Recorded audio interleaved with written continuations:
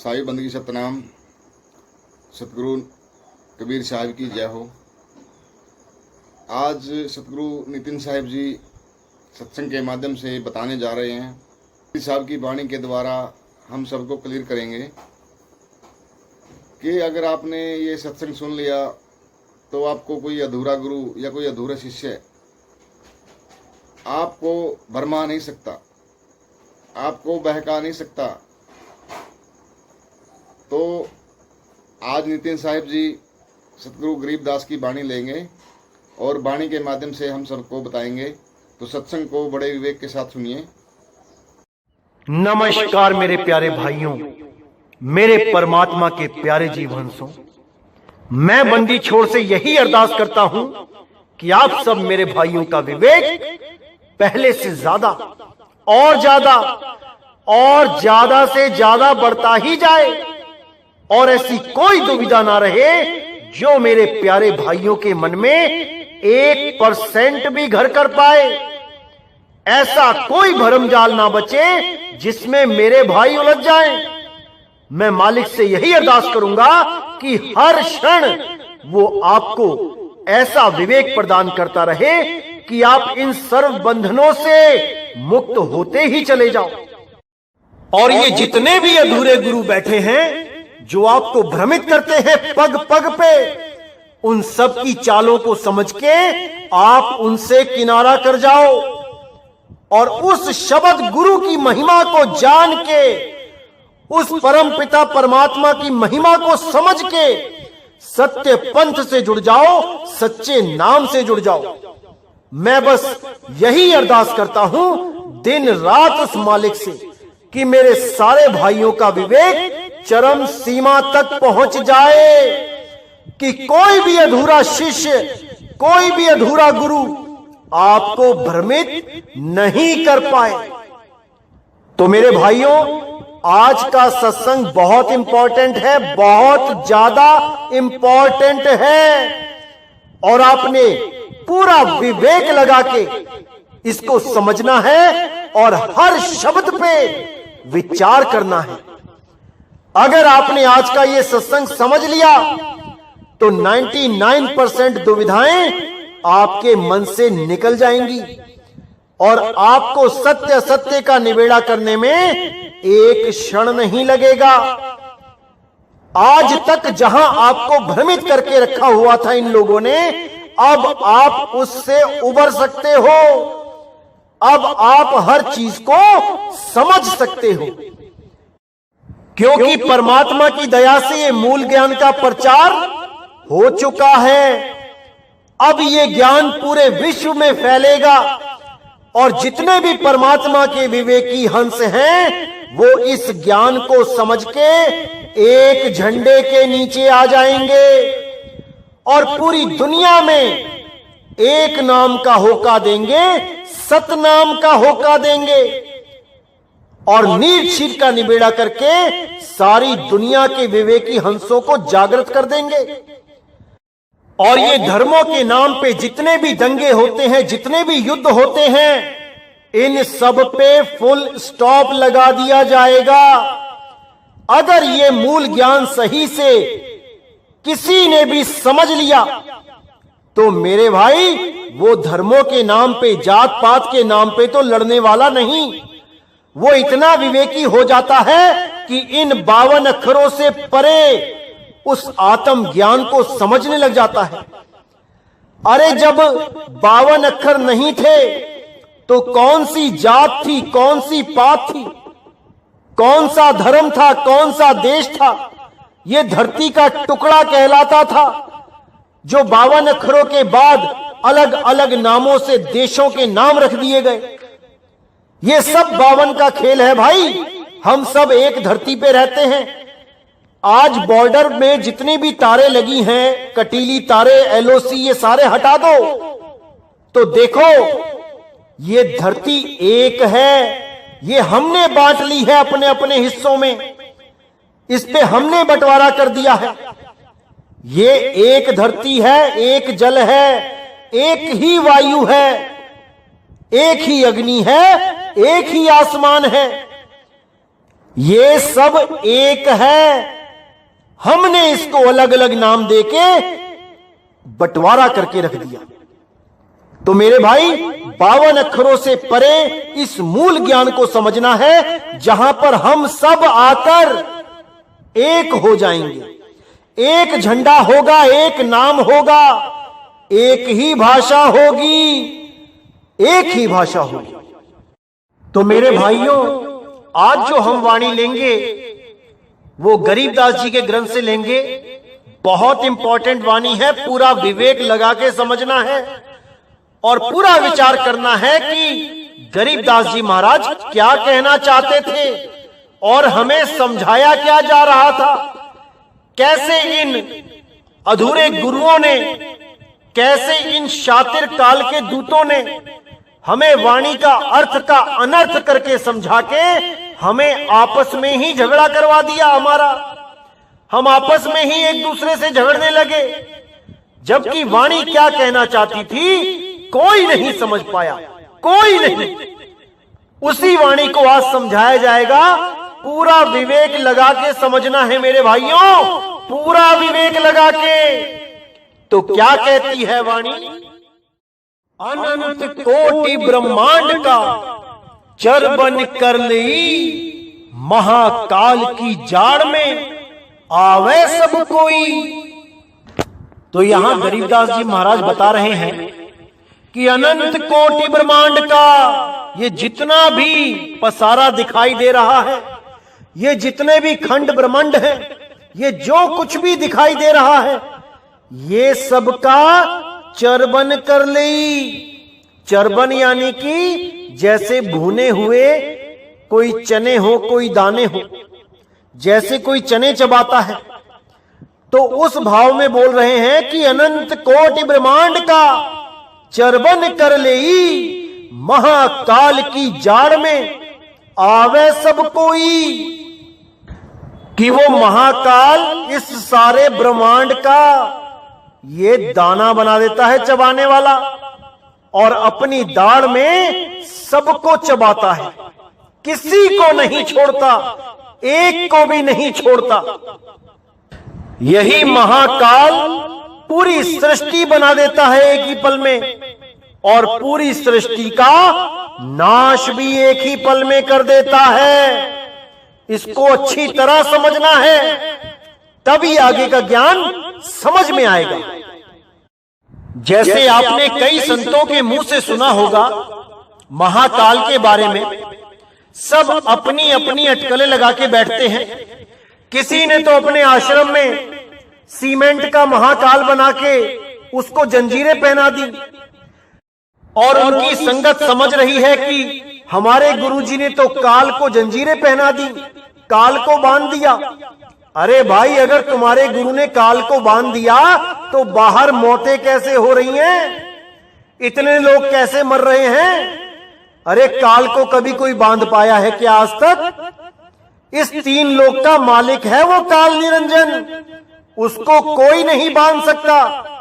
इस सारे अखिल ब्रह्मांड को अपने मुंह में लेके घूमता है वो, लेकिन कोई उसे नहीं बांध सकता, क्योंकि असल में किसी को पता ही नहीं है कि ये काल है क्या, ये काल कौन है, कहां रहता है, दिखाई कैसा देता है, कितनी आंखें हैं, कितने हाथ हैं, कितने दांत हैं, ये कोई नहीं जानता। बस कबीर वाणी में से या अन्य संतों की वाणी में से, ग्रंथों में से देख के कि हां भाई कोई काल है, सभी गुरु लग गए शोर मचाने, हां मैं काल से बचा लूंगा, हां मैं काल से बचा लूंगा। अरे कभी काल देखा है क्या कि काल होता क्या है, कैसा होता है? कभी अपने शिष्यों को काल दिखाया है क्या कि बेटा ये होता है काल, इससे बचाऊंगा मैं तुम्हें? क्यों मूर्ख बनाते हो इस भोले समाज को? जब कभी काल का दर्शन तुमने ही नहीं किया तो उससे बचाओगे कैसे? ये सब केवल और केवल मूर्ख बनाते हैं भोली जनता को। तो आज काल के बारे में बताया जाएगा, अच्छी तरह समझना है मेरे भाइयों, एक एक चीज को खोला जाएगा। लेकिन जो गुप्त रखने वाली बातें हैं वो फिर भी गुप्त ही रखी जाएंगी, क्योंकि अभी बहुत सारे आएंगे हमारे सत्संग सुन सुन के, अभी बहुत निकलेंगे बिलों में से। आपने पूरा विवेक लगाना है, इन लोगों को पहचानना है कि कैसे ये जीवों को धोखा देते हैं, इसको पहचानना है। इन लोगों की बातों की असलियत को जानना है। हमारे ही सत्संग सुन सुन के हमारे ही जैसे सत्संग करने लग गए हैं लोग। जैसे कोई असली ब्रांड मार्केट में आता है और उसी ब्रांड की नकल भी मार्केट में आ जाती है, तो जो विवेकी होते हैं वो कभी नकल को नहीं अपनाते, और जो विवेकहीन होते हैं वो तो दोनों को एक ही समझने लग जाते हैं कि भाई ये भी वही बात कर रहा है, वो भी वही बात कर रहा है। जैसे आपने देखा होगा कि बहुत से ब्रांड मार्केट में आते हैं, जैसे एक वैसलीन क्रीम आती है।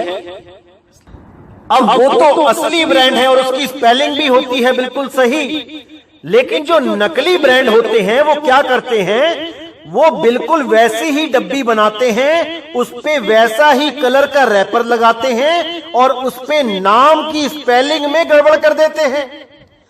वैसलीन की जगह वैसुलीन लिख देते हैं, वैसालीन लिख देते हैं, वासुलीन लिख देते हैं, ताकि लोगों को जल्दबाजी में समझ ही ना आए कि हमने ले क्या लिया है। वो तो जब घर जाके देखते हैं, कोई बताता है कि ये तो नकली नाम लिखा है, देखो स्पेलिंग गलत है, तब समझ में आता है भाई कि हम ठगे गए हैं। बाहर का डब्बा देख के अंदर के सामान की जांच नहीं की, केवल डब्बा ही देखते रह गए। इसी प्रकार अभी बहुत से आएंगे, आपने केवल उनको परखना है। और कैसे परखना है ये मैंने बहुत बार बता दिया है आपको। तो जैसे मैंने बताया कि बहुत से संतों ने इस काल के नाम पे बहुत सी दुकानें खोली और बहुत रोटियां सेकी इस काल निरंजन से बचाने के नाम पे। कुछ लोगों ने तो यहां तक कहानियां जोड़ दी कि काल निरंजन ने केवल एक बार दर्शन दिया है, वो भी केवल अर्जुन को। गीता के 11वें अध्याय को दिखा के वो गुरु बोलता है कि काल निरंजन ने कसम खाई थी कि किसी को दर्शन नहीं दूंगा, केवल एक बार अर्जुन को दर्शन दिए हैं। अब मैं क्या बोलूं ऐसे अज्ञानी गुरुओं को। अरे भाई वो बर्बरीक, वो पूरा युद्ध देखता रहा, उसने एक एक चीज को देखा, पूरा विराट रूप देखा, हर चीज देखी। और ये अज्ञानी गुरु कहते हैं कि अर्जुन के सिवा किसी को दर्शन ही नहीं दिया आज तक। अरे वो संजय जो सारा हाल धृतराष्ट्र को सुना रहा था, उसने तक ये विराट रूप देखा है। और तो छोड़ो, जब बाल्यकाल में छोटी सी अवस्था में जब कृष्ण जी मिट्टी खा रहे थे और उनकी माता यशोदा ने बोला कि बेटा मुंह खोल, क्या खा रहा है मैं देखूं। मुंह खोलते ही सारे खंड ब्रह्मांड, ये सारे नक्षत्र, ये सारे ग्रह, ये पूरा ब्रह्मांड उनके मुंह में दिखाई दिया। और उसको वो ऐसे चूस रहे थे जैसे एक बच्चा टॉफी को चूसता है। इसी का हवाला देते हुए कह रहे हैं कि अनंत कोटि ब्रह्मांड का चरवन कर लेई, महाकाल की जाड़ में आवे सब कोई। कि इस दुनिया को बनाने वाला कब इस दुनिया को चरवन बना लेगा, चूरा बना लेगा, उसका कोई नहीं जानता। एक पल लगेगा पूरी सृष्टि खत्म करने में। जो इस सृष्टि को बनाता है वो बिगाड़ भी सकता है। और इस सृष्टि को कौन बनाता है? ब्रह्म बनाता है, परमात्मा नहीं बनाता। इस सृष्टि का रचयिता ब्रह्म है। ये ब्रह्म क्या होता है, कैसा होता है, सृष्टि कैसे बनाता है, ये आने वाले सत्संगों में आपको इशारा कर दिया जाएगा। लेकिन खोल के अभी सृष्टि रचना नहीं बताई जाएगी, क्योंकि बहुत से लोग हमारे सत्संग की कॉपी करने में लगे हैं। बिल्कुल नहीं बताई जाएगी अभी। तो वाणी आगे क्या कहती है? गरीब काल कर्म कर गहत है, ले जाता है तो ही बिन सतगुरु छूटे नहीं, नाम भरोसा मोही। तो यहां गरीबदास जी ने बिल्कुल क्लियर कर दिया कि ये काल कैसे जीवों को पकड़ता है।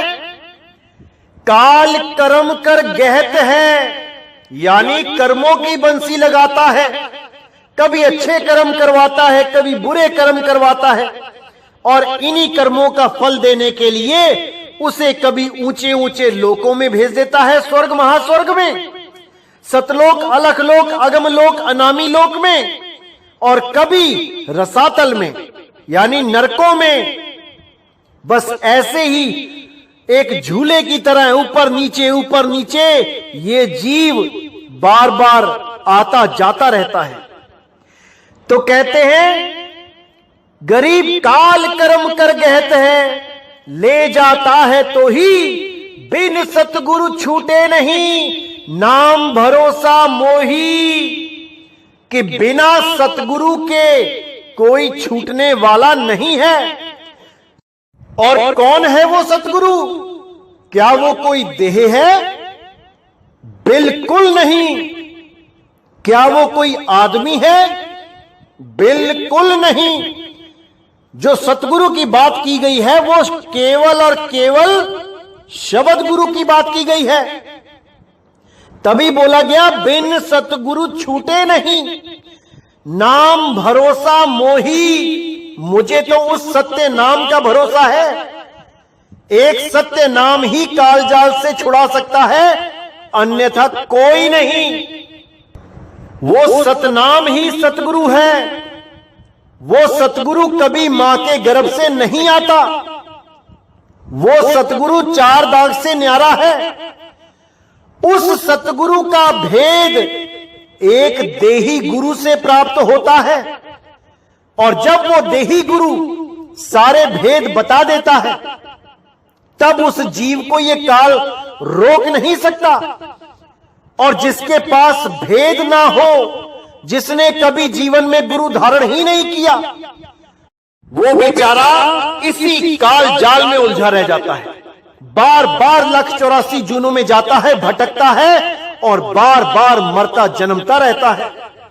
उसकी मुक्ति नहीं होती, क्योंकि जब लग कोई गुरु धारण नहीं करोगे, जब तक आपको भेद बताने वाला कोई नहीं। केवल ग्रंथ पढ़ने से भेद पता नहीं लगते, या केवल मन में सोचने से भेद पता नहीं लगते। भेद तब ही पता लगते हैं जब कोई भेदी आपको उन भेद से रूबरू करवा दे। जैसे नानक साहब को भेदी गुरु मिले बेई नदी पे, रविदास जी महाराज को भेदी गुरु मिले, गरीबदास जी महाराज को भेदी गुरु मिले, धर्मदास जी महाराज को भेदी गुरु मिले, मदन साहिब को भेदी गुरु मिले। ये भेदी गुरु और कोई नहीं है, यही बंदी छोड़ कबीर हैं, यही जुलाहा भगत कबीर हैं। बस ये किसी को बताते नहीं कि मैं कौन हूं। इनका मकसद वाहवाही लूटना नहीं होता। इनका एक ही मकसद होता है कि बस यहां आने का कार्य संपूर्ण हो जाए, यानी मैं अपने जीवों को समझा सकूं कि ये बार बार मरना जन्मना कैसे खत्म किया जा सकता है। बस यही भेद बताने वो परमपिता परमात्मा शब्द गुरु एक इंसान का रूप धारण करके आते हैं। इसीलिए बाबा बुल्ले शाह ने बोला, मौला आदमी बन आया। वो मौला हमारे लिए आदमी बन के आया है, नहीं तो उसे कोई जरूरत नहीं थी आदमी बन के आके हमें समझाने की।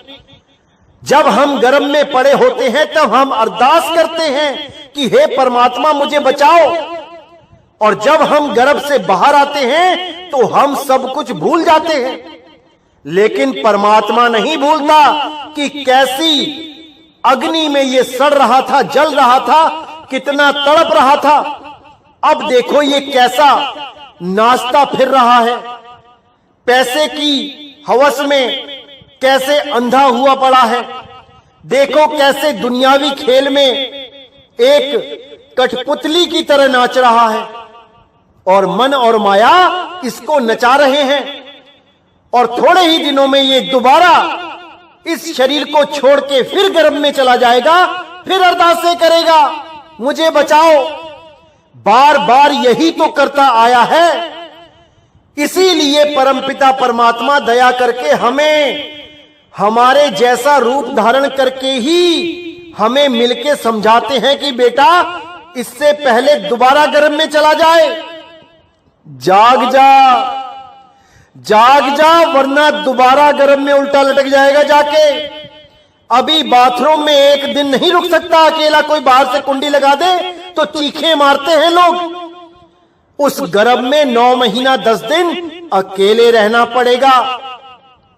अभी जाग जा मेरे भाई, जाग जा। तो आगे क्या कहती है वाणी? गरीब एक निरंजन काल है, एक निरंजन नाम, उर में दोनों बसत हैं, एक महल एक धाम।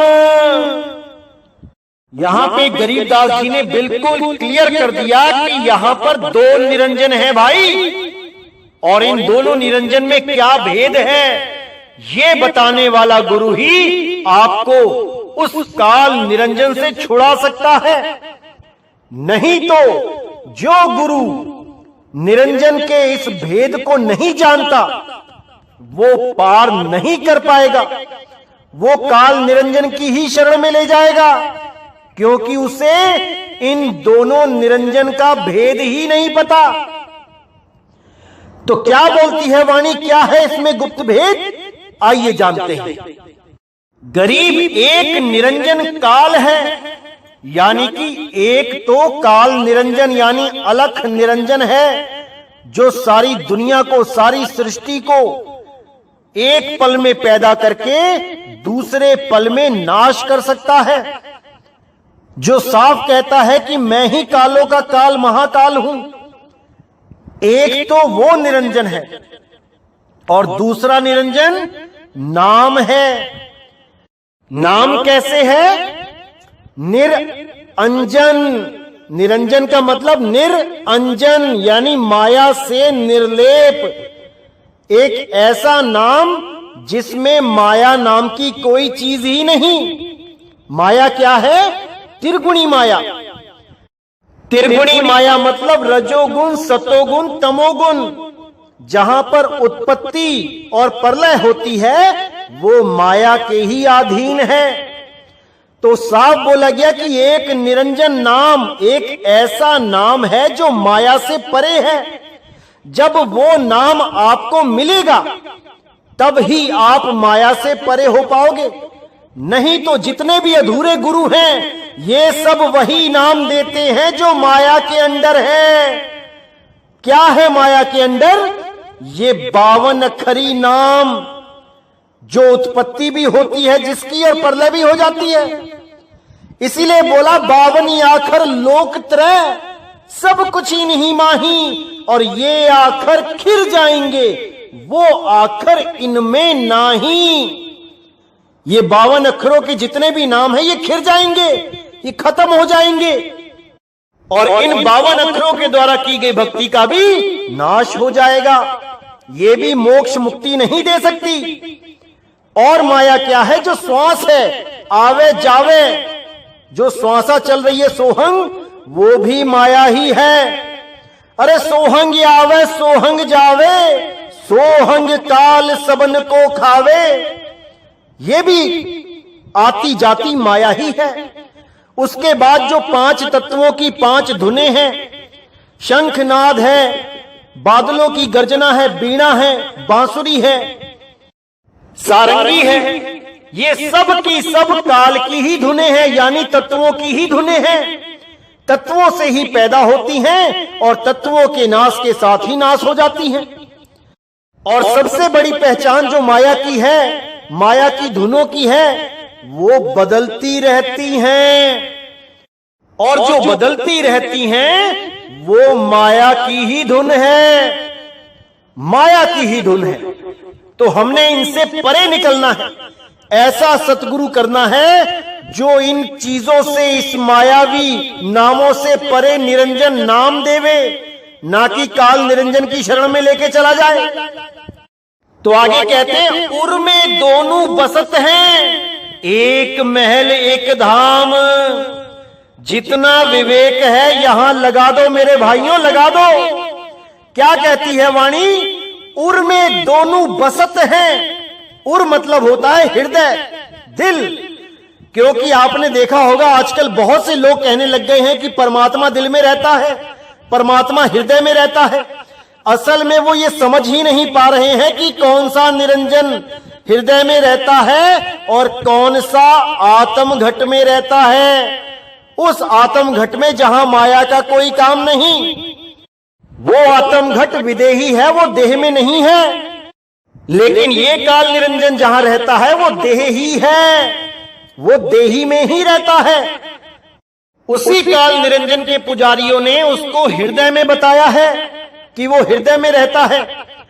तो जो अज्ञानी संत होता है, जिसको भेद नहीं पता होता है इन दोनों निरंजन का, वो शरीरों में ही ध्यान लगाने लग जाते हैं, वो देह में ही उसको ढूंढने लग जाते हैं और परमात्मा की जगह काल निरंजन को प्राप्त कर लेते हैं अंत समय में।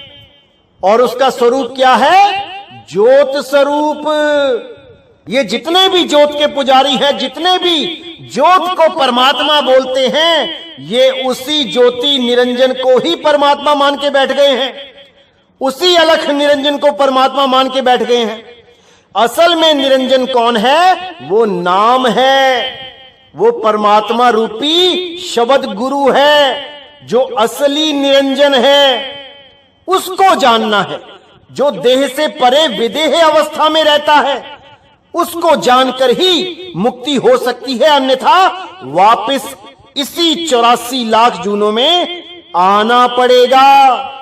कोई नहीं रोक सकता, कोई नहीं। तो यहां बिल्कुल क्लियर कर दिया, उर में दोनों बसत हैं, एक महल एक धाम। जगह भी बता दी कि कहां कहां रहते हैं ये दोनों। काल निरंजन कहां रहता है? महल में, इन 5 तत्वों की देह रूपी महल में, जिसके लिए मैंने पहले भी एक कबीर साहब की वाणी बताई थी कि कर नैनो दीदार महल में प्यारा है। इसी 5 तत्वों का सारा भेद खोलते हुए, इसी पूरे शरीर की एक एक बात बताते हुए कबीर साहब कहते हैं कि इसी में वो प्यारा बैठा है। कौन प्यारा? वो काल निरंजन। वो इसी महल का राजा बन के बैठा है। इसी राजा से लड़के आपने इसके महल के ऊपर चढ़ जाना है। ये तब काबू आएगा भाई, तब मोक्ष होगा, मुक्ति होगी, अन्यथा कभी नहीं होगी। तो यहां साफ बोल दिया कि उर में दोनों बसत हैं, एक महल एक धाम। जो परमात्मा है वो कहां रहता है? वो अपने धाम में रहता है। क्योंकि महल तो टूटते बनते रहेंगे, लेकिन धाम वो कभी नहीं बदलेगा। जो निज धाम है, जिसको सतलोक बोला गया है, जो सत्य है, वो ना तो कभी बदलता है और ना ही कभी उसका नाश होता है। वो शब्द ही सतलोक है, वो शब्द ही धाम है, वही परमपिता परमात्मा का निज धाम है, वही शब्द गुरु है। उसी में सूरत को लगाना है, तभी ये सूरत सदा सदा के लिए इस जन्म और मरण से मुक्त हो जाएगी, अन्यथा इसको वापस आना ही पड़ेगा, आना ही पड़ेगा। तो कहते हैं कि उर में दोनों बसत हैं, यानी हृदय में ही है दोनों। लेकिन एक हृदय अज्ञानियों वाला, यानी इस देह का हृदय, इस देही में जो ध्यान लगाते हैं, और एक हृदय यानी आत्म स्वरूप, वो ज्ञानियों वाला हृदय, वो विदेही है, वो देह से परे है, इस देह की सीमा से परे है, इस देह में नहीं है भाई। ये देह तो एक किराए का कमरा है, जो कुछ समय के लिए आपको दिया गया है। इस कमरे में से एक दिन निकलना पड़ेगा। कहां जाओगे? जब तक यही नहीं समझ आया, हमेशा डरते ही रहोगे देह छोड़ने से। लेकिन अगर तुम्हें यह पता लग जाए कि कहां जाना है, इस सूरत को कहां पहुंचाना है, तो देह छोड़ते हुए अपनी सूरत को शब्द में लगा लो और सदा सदा के लिए इन किराए के कमरों को छोड़ के अपने मालिक के घर चले जाओ। यही मोक्ष है, यही मुक्ति है, यही फाइनल सॉल्वेशन है। इसके अलावा सब अज्ञान है, सब माया है। तो आगे गरीबदास जी महाराज कहते हैं, गरीब काल डरे करतार से, जय जय जय जगदीश, जोरा जोड़ी झाड़ती पग रज डारे शीस। तो यहां साहिब कहते हैं कि भले ही ये काल कितना ही बली क्यों नहीं है, कितना ही विशाल क्यों नहीं है, पूरे ब्रह्मांड को एक पल में अपने मुंह में समा सकता है, पूरे ब्रह्मांड को एक पल में खत्म कर सकता है, सारी दुनिया का नाश कर सकता है, लेकिन फिर भी ये काल डरे करतार से, ये काल उस कर्ता पुरुष से डरता है।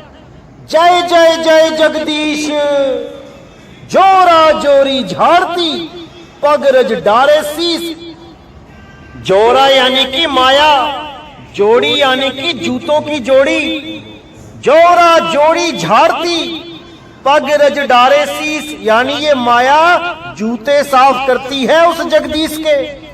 पग रज डारे शीस, और उसके चरणों में अपना शीश नवाती है। भले ही ये माया कितनी ही प्रबल क्यों नहीं है, बड़े बड़े सिद्ध साधुओं को, बड़े बड़े ऋषि मुनियों को इस माया ने नहीं छोड़ा, लेकिन उस जगदीश के आगे ये दोनों ही, ये काल और माया दोनों शीश नवाते हैं। ये उसका कुछ नहीं बिगाड़ सकते, क्योंकि वो अकाल है, उसका काल कुछ नहीं बिगाड़ सकता, वो समय से परे है।